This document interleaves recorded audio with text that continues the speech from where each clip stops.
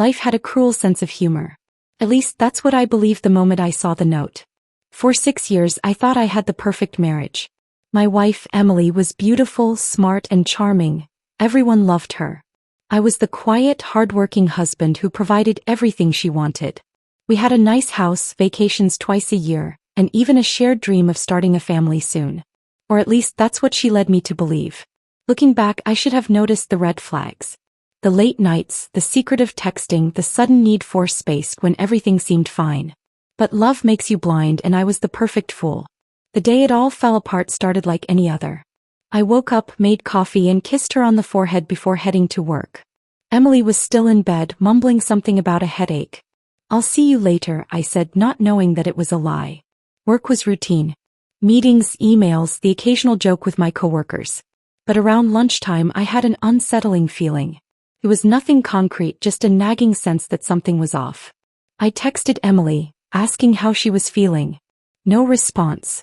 By 5 p.m. I drove home expecting to see her on the couch watching one of her ridiculous reality shows. Instead, the house was eerily quiet. Then I saw it, a single piece of paper on the dining table. At first I thought it was a grocery list or a note reminding me to pick something up. But when I read the words, my stomach twisted. "Goodbye. Never loved you anyway." My breath caught in my throat. My mind struggled to process it. What the hell?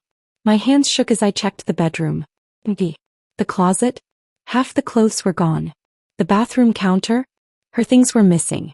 She was gone. Then my phone buzzed. It was a notification from my bank. "Fraud alert. Suspicious transactions detected on your account." Another ping. $2,500 withdrawn. Another. $4,000 transferred. Panic gripped me. My wife had just disappeared, and now my bank account was being drained. I rushed to my laptop, logging into my bank account. The damage was worse than I thought. My savings account? Almost empty. My credit card? Maxed out. Transactions I didn't recognize. Hotels, expensive dinners, jewelry stores. My hands clenched into fists. Emily had planned this. She didn't just leave me, she robbed me. I dialed her number, my pulse pounding. Straight to voicemail. I called again. Nothing. She had blocked me. I sank onto the couch, my mind racing. How long had she been planning this? Weeks? Months? Had our entire marriage been a lie? Then it hit me, if she had access to my accounts, what else did she have? I grabbed my work laptop and checked my email. My worst fear came true. A notification of a loan application in my name. $50,000. I felt sick. She wasn't just leaving me broke, she was trying to destroy me. I needed answers. I needed to find her. I called my bank and froze my accounts, reported the fraudulent transactions and put a stop on the loan. Then I did something I never thought I'd have to do. I called the police. By the time an officer arrived, I had printed out the transactions and the note. The officer, a middle-aged man with tired eyes, gave me a sympathetic look. "Sir, do you have any idea where your wife might be?" I let out a bitter laugh. "If I did, I wouldn't be calling you. Does she have any family or friends she might have gone to?" Emily had always been secretive about her friendships. Now I knew why. She used to have a best friend, Ashley, but they had a falling out last year. The officer nodded. "We'll do what we can.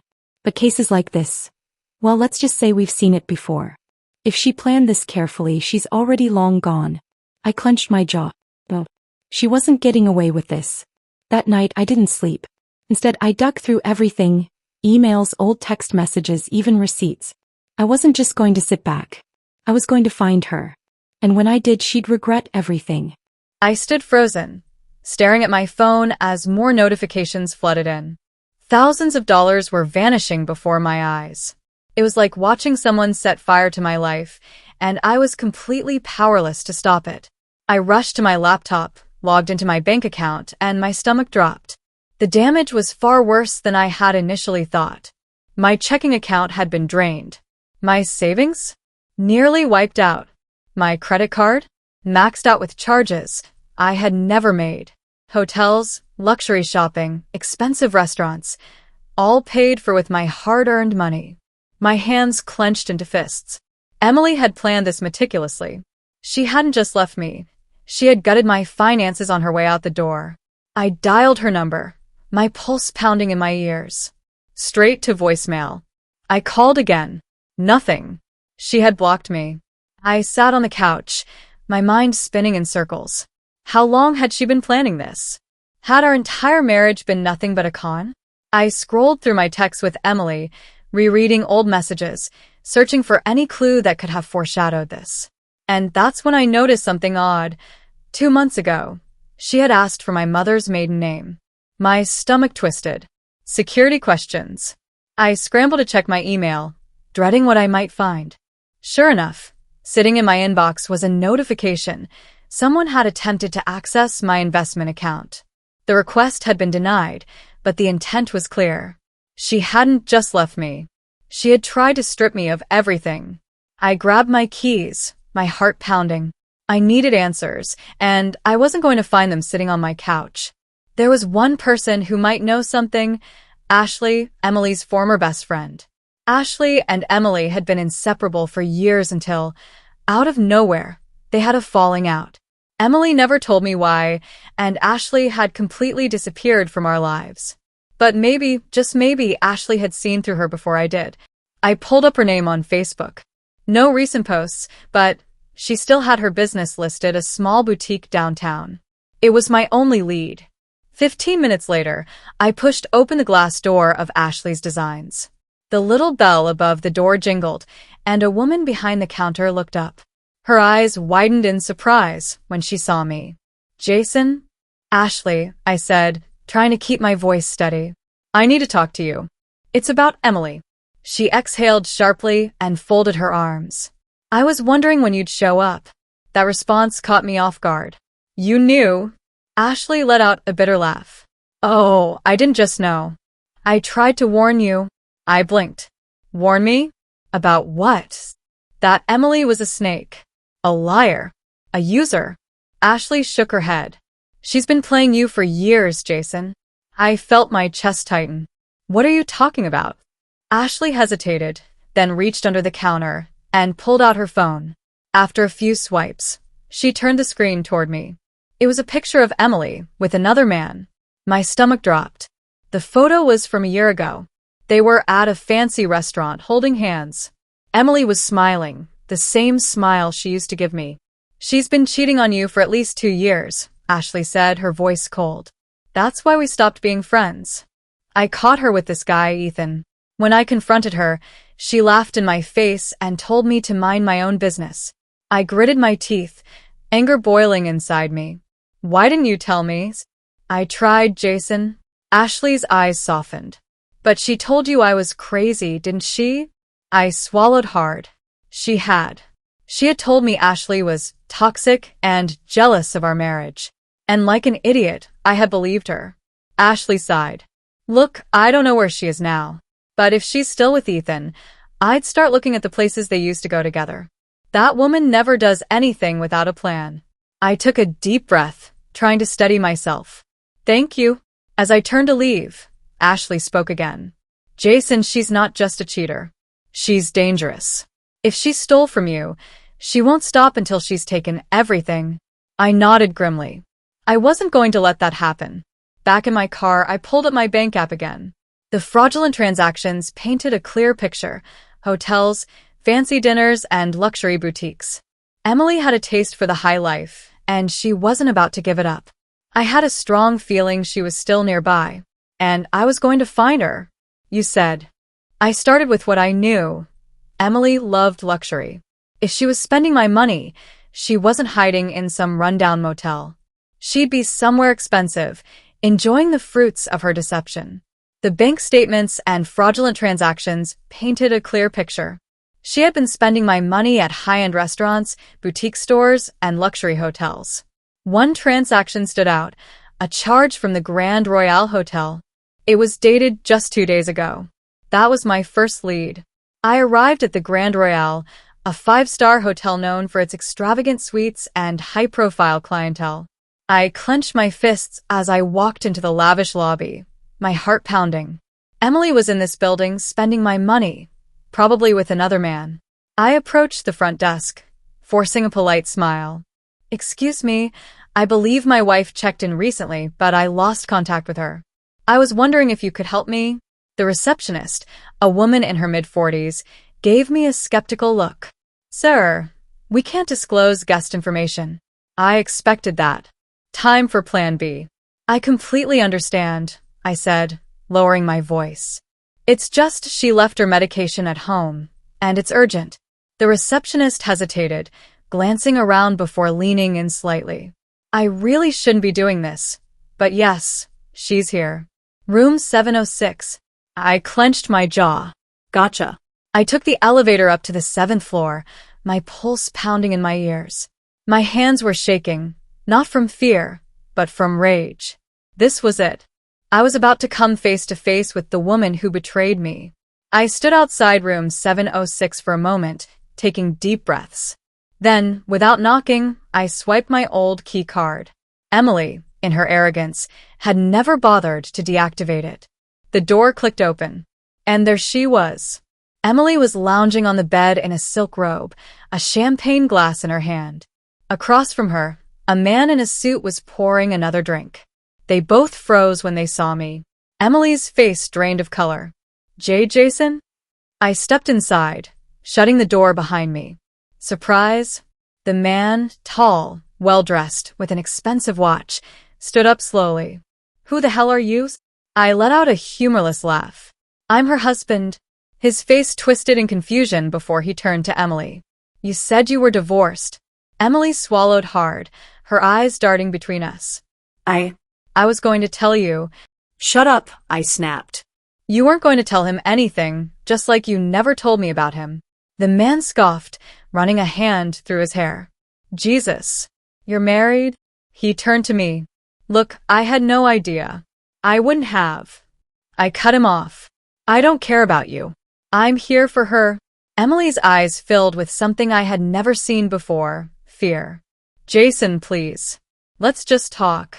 I shook my head. "Talk." "Like how you left a note instead of facing me. Like how you stole from me." She crossed her arms, her fear shifting into anger. "I didn't steal from you. I took what I deserved." I let out a bitter laugh. "Deserved? You deserve nothing." She sneered. "You were never enough for me, Jason. You were boring, predictable. I needed more." I nodded slowly, taking a deep breath. "Good." That's all I needed to hear. I pulled out my phone and turned the screen toward her. It was recording. Her eyes widened. I have everything," I said, my voice calm. "The bank fraud, the cheating, the stolen money." "And now?" "A confession." She lunged toward me, but I stepped back. "You son of a..." I smirked.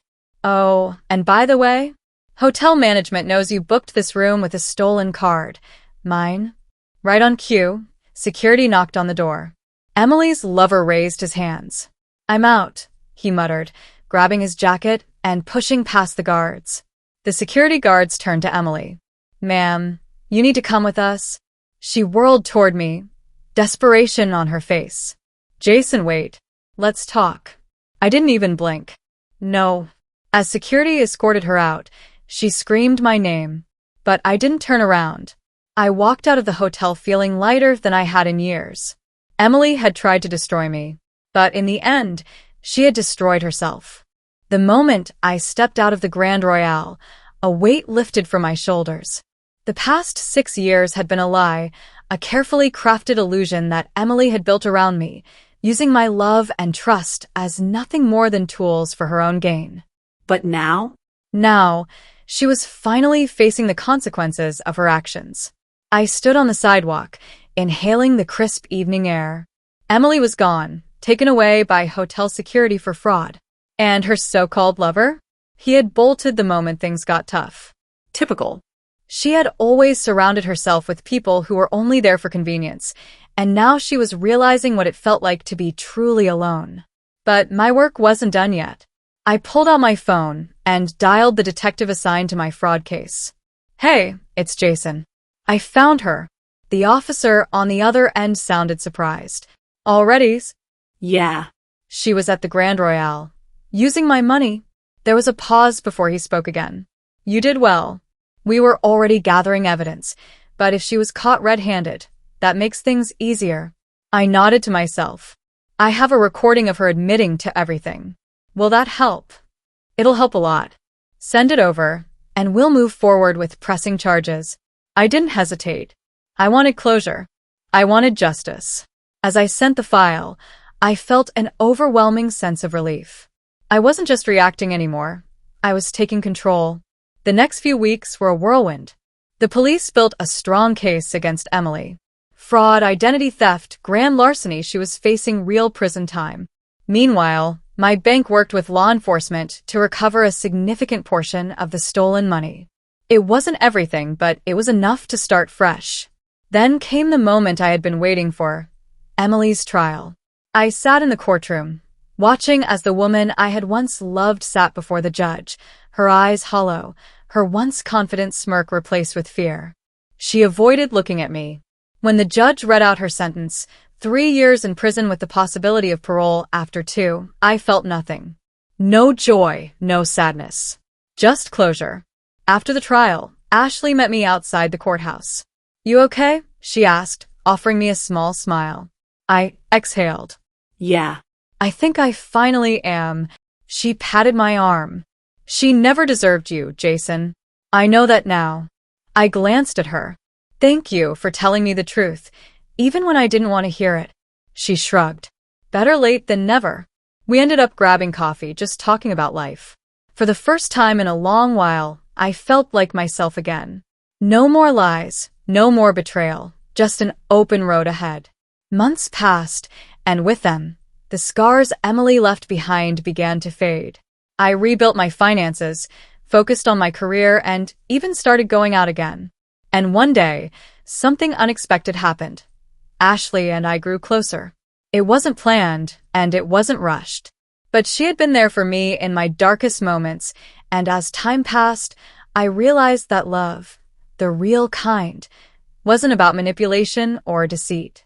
It was about trust, respect, and genuine connection. One evening, as we sat by the beach, watching the sunset, Ashley turned to me. "Do you regret any of it?" I thought about it for a moment before shaking my head. No. "Because it led me here." She smiled, lacing her fingers through mine. And for the first time in years, I wasn't looking back. I was looking forward.